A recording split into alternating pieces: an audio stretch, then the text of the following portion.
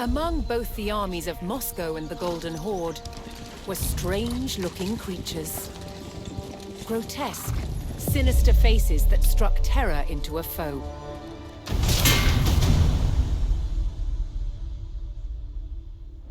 There's a very long history of making helmets with mask visors with human features in the ancient Near East. Moscow was heavily influenced by this metalworking tradition, using the art of embossing to hammer these extraordinary sculptural forms into the steel. To make these masks required highly skilled artisans. In present-day Poland, Adam Mazia is a master of the craft.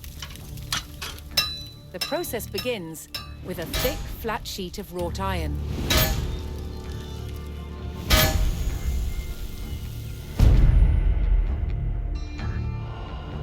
The hammer stretches and domes the plate, the beginnings of a face. As the metal is pushed out, it becomes thinner and so easier to work. Adam marks a center point and an outline of the nose. This is the only guide he uses. All else is done by eye alone. In Western Europe during the late Middle Ages, helmet design was all about function. What shapes are going to form glancing surfaces that make weapons skate and bounce away from the face? In Moscow, however, the approach was rather different. They sacrificed quite a lot of protection for the sake of extraordinary visual impact. There is a limit to which the metal can be stretched, and so a slot is cut to allow the nose to be shaped. Released from the bonds of the rigid plate, the nose takes on its distinctive form. In a way, armor is always a mask. It forces the world to see us as we want to be seen. Strong, powerful, indomitable. These Muscovite mask visors are an extraordinary example of that projection of identity.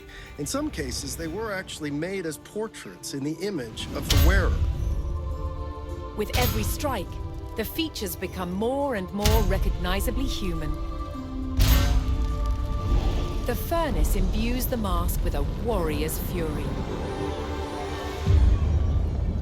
When finished, the visor is given a high polish and attached to its helmet with this rotating hinge that allows the visor to be raised and stowed when not in use. But it can always be quickly lowered as soon as danger threatens. A man could project his power with such a mask. A man could hide his fear with such a mask. And by doing so, he could be brave.